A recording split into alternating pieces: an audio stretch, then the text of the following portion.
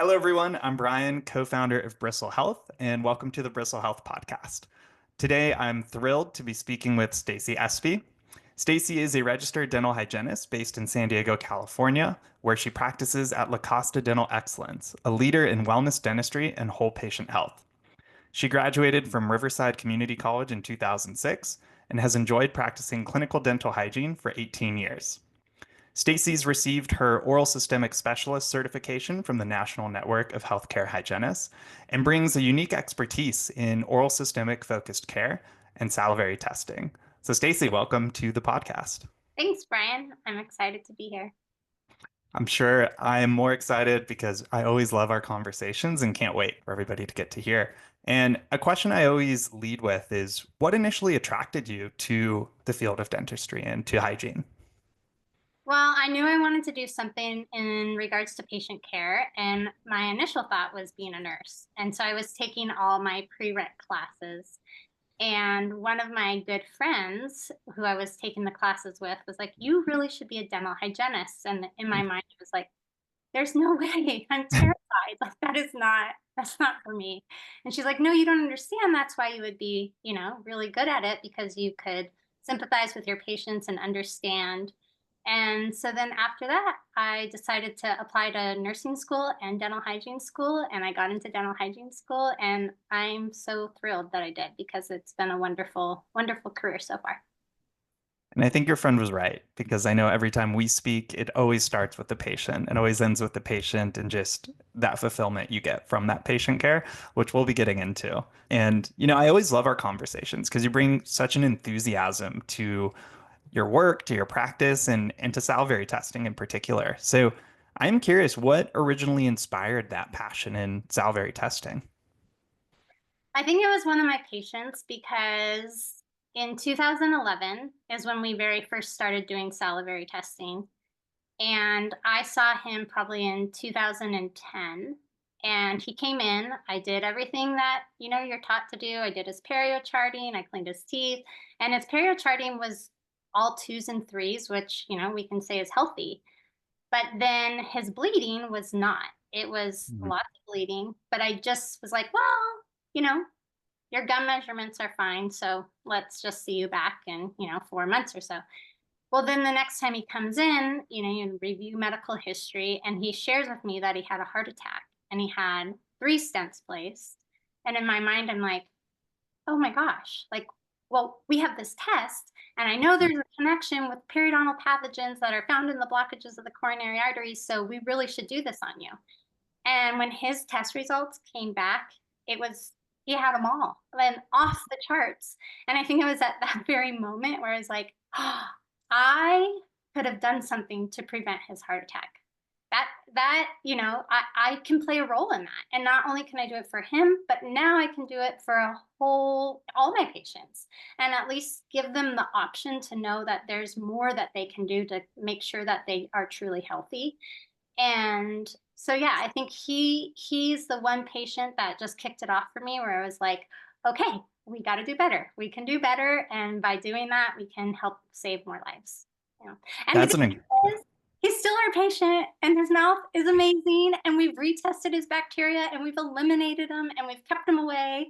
So it's like that to me, and he's had no more heart attacks or stents, and that right there is like what drives me like, oh my gosh, we can do more. We can be better to help our patients be healthier. So, yeah. I love that. And it's I think one of the common threads I see in these conversations is once you have that one patient use case or that aha moment, you can't put Pandora back in the box. It changes you, I think, fundamentally on how you practice and care. But wow, that's an incredible story.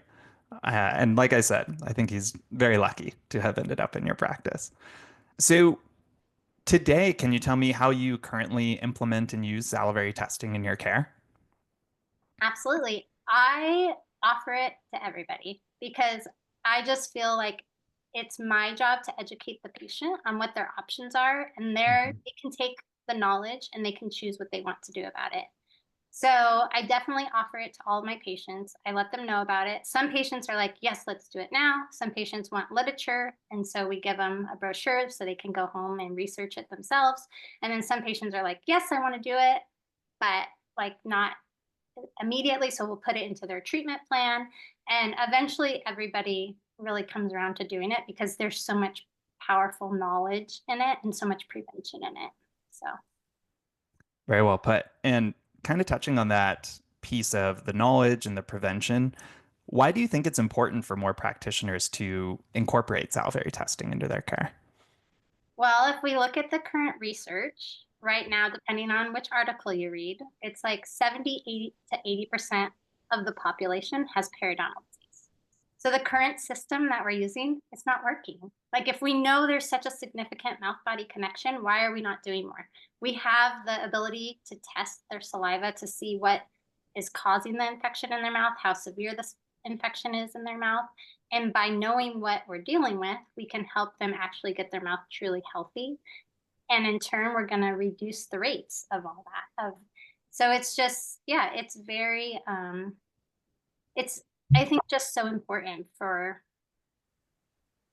practitioners to provide that as an option for all their patients. Obviously, I'm biased, but I couldn't agree more. And I think, when you bring those statistics like that, it really, I think, shines a light on that there has to be more work to be done. And room for improvement. I think that's one of the exciting things when we talk to practitioners like you and your team and others is innovating at the forefront and really seeing these tools as another way to get more data, more information about your patients. So then you can evolve with your care and learn and share that with patients. And we've talked a lot about salivary testing becoming the standard of care. But we haven't gotten there yet. I think we still have a long way to go. And for people listening, what are some of those hurdles you've seen with implementing salivary testing, or why do you think that's the case? Well, I do think one of the hurdles is going to be time in the dental office. Hygienists are already, I think, very pushed in the amount of time they have with each patient. Hmm. But really, you just have to figure out a way to make time for it. And when you can do that, it has so much powerful information that it's only going to help you down the line taking better care of your patient. But I do think time is probably a hurdle and just the education and the knowledge and understanding it. The thing is that it's a whole nother compartment in your brain that you got to learn to, like, once you get the test, well, then how do you analyze the test? What do you do? Right. How do you take care of the patient?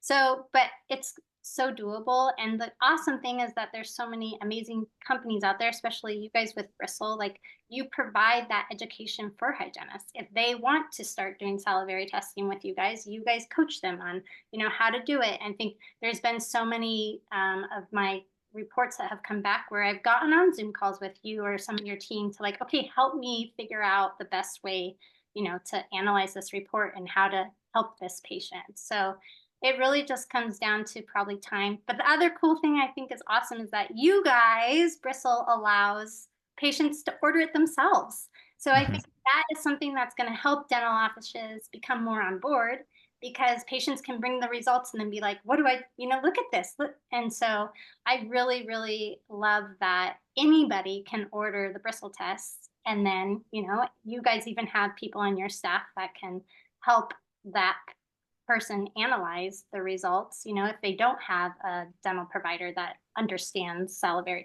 testing.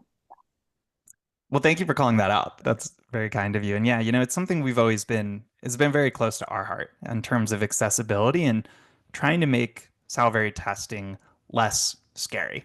So if patients ever bring you results, definitely reach out to us. We love setting up trainings. We want to talk through those results with you, make sure everybody's very comfortable. We really want to be your team here.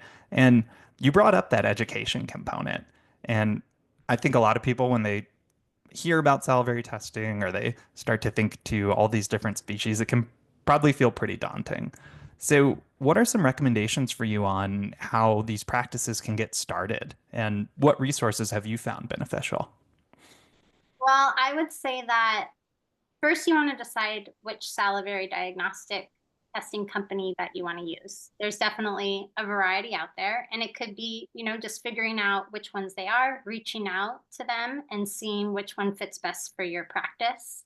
And then after you decide which salivary diagnostic testing company you want to use, I would say start with one patient.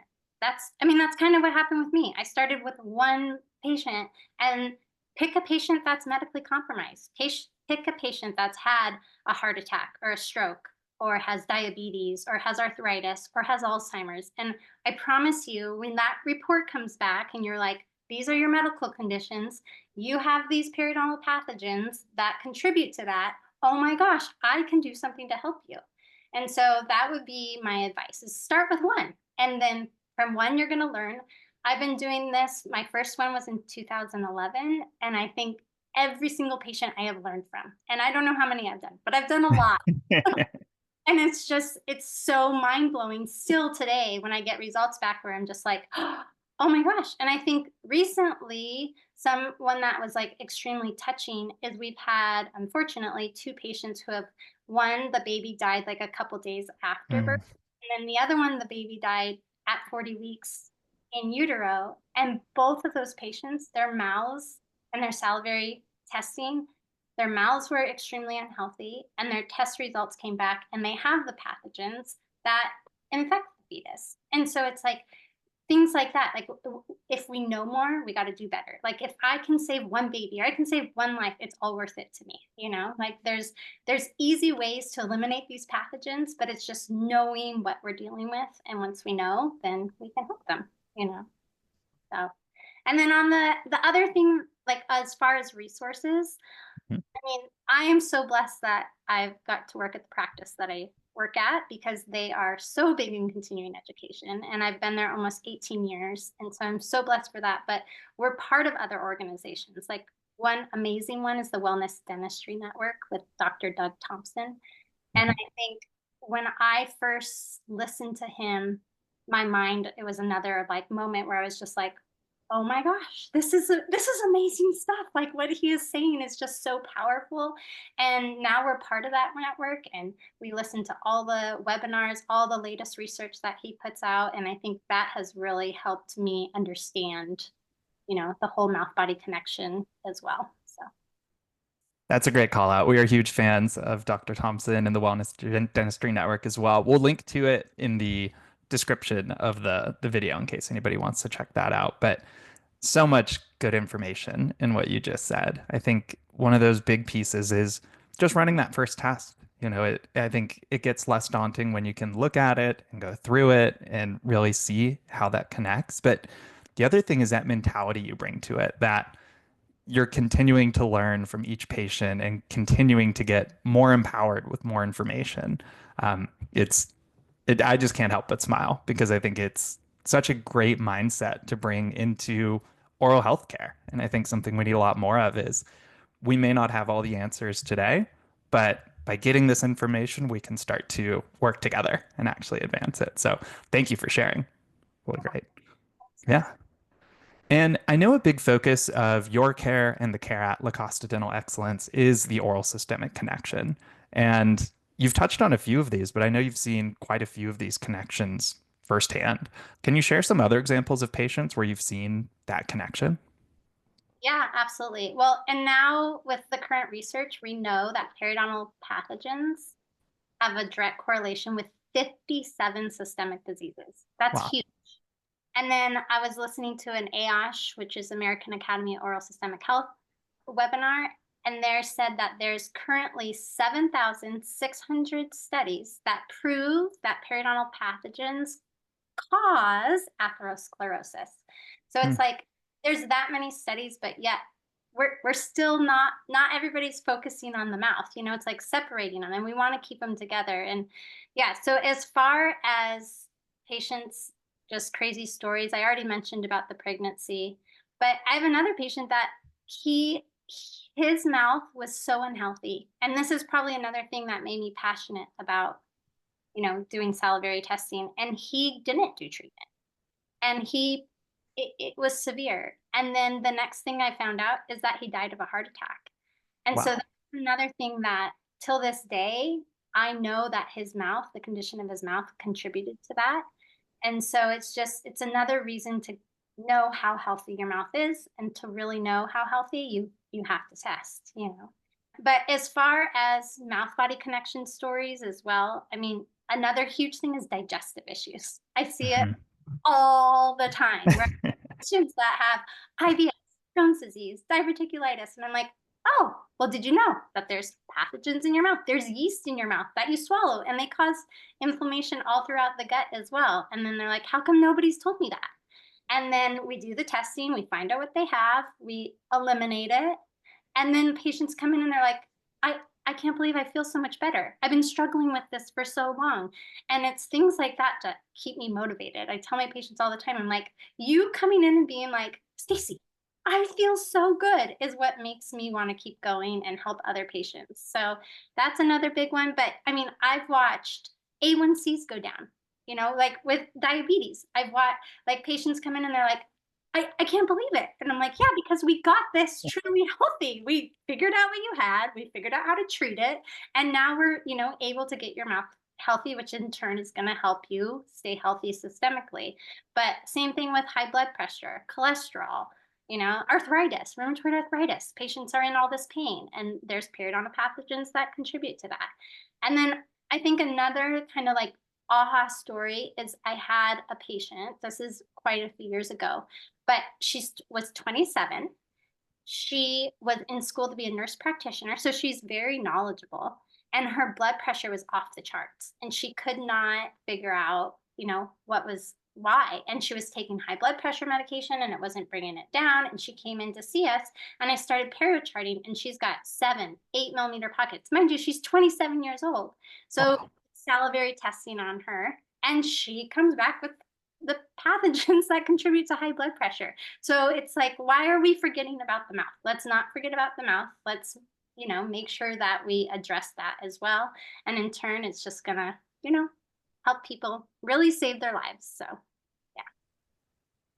Incredible. And it is fascinating. There's been an explosion in education and resources regarding digestive health.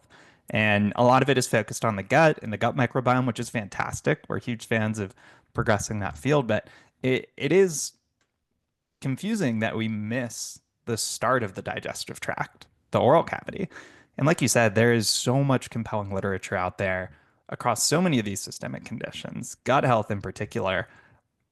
It's extremely apparent that, either directly with species like Klebsiella, Enterobacter, other gum disease related pathogens actually have been found to colonize in the gut, or if we just think about having this chronic source of inflammation seeding the digestive tract, it starts to feel a bit obvious that we really need to be managing the oral cavity, not just as part of our digestive health, that's the bare minimum, but as a part of our overall health.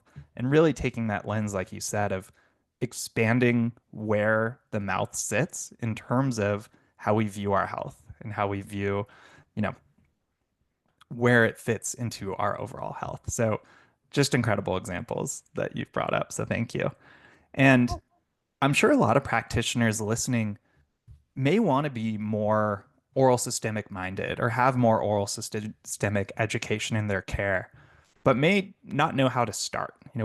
So I'm curious, how does that look in practice? How do you go about educating your patients on the oral systemic connection? Well, in our practice, we have a ginormous board that lists all these stats, on how significant the mouth body connection is. So that's one thing. And then I always love, so, dive into your patient's medical history. And when you see one thing that is connected to, the mouth, that's a great lead into it. And then educating them like, hey, it looks like you have had a heart attack. And then the other thing is if their medical history is all clear, I love to jump to family history. So like, okay, let's talk about family history. Do you have history of heart attacks? Do you have history of Alzheimer's? Do you have history of, diabetes? All these different things that there's so much prevention in treating disease early to save their lives down the road. So, and I have another cool story with that where I have a patient, visually her mouth looked amazing, but she shared with me that both her parents died very early. I think like her dad in her 40s and her mom in her 50s of heart attacks. And so with that information, I was like, well, then we must test you. Like let's do the test. And visually, you would think her mouth, this is another great example because visually, her periodontal proteins were great. Her gum tissue looked great. Everything looked great. And that's why I always say you don't know how healthy someone's mouth is until you test. So we Mm. tested her, and guess what?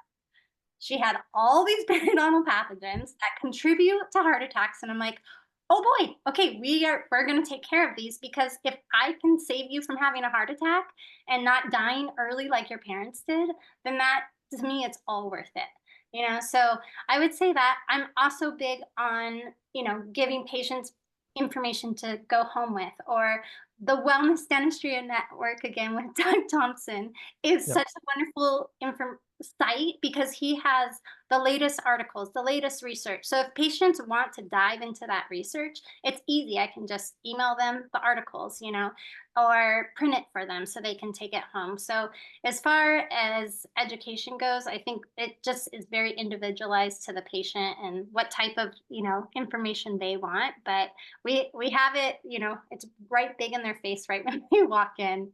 And then we talk about it and then send patients home with whatever they need. And I think it's, making it individualized to their individual needs too.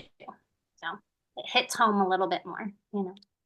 100%. And I think, one of the things that just jumps out listening is just how much deeper your conversations are going with your patients. How deep you're getting into their medical history, their goals, their family history. Really reframing, as we were talking about, taking that step to take the time, actually go through that with the patients. And I know that's a commitment that's been made at the practice level. And I'm sure it pays dividends in terms of just patient engagement, patient relationships, and obviously patient outcomes from everything you've been describing. And, one fun anecdote on the big poster in the lobby, I remember when I came by the practice, I had asked where you all had gotten it because I was saying this is great. And I believe it was Dr. Dankworth Piper had actually made it. Is that right? Yeah. So really just underscores, this is not surface layer. This is the practice really embracing that type of methodology and teaching. Yeah, and I mean, this has been even better than I could have hoped for. So much great knowledge. I guess in wrapping up, what advice do you have for other hygienists or other care providers who might be listening?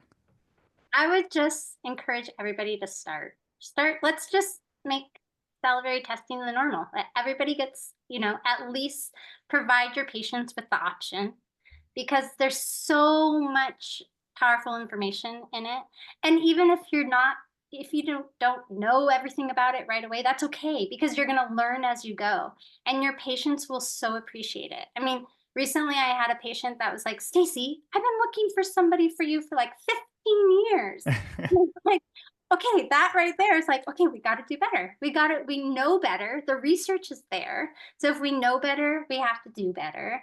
And really, if you treat disease in its early stage and detect it in its early stage, it's so much easier to treat than letting it progress. And then you're, treating disease when it's really severe is so much harder.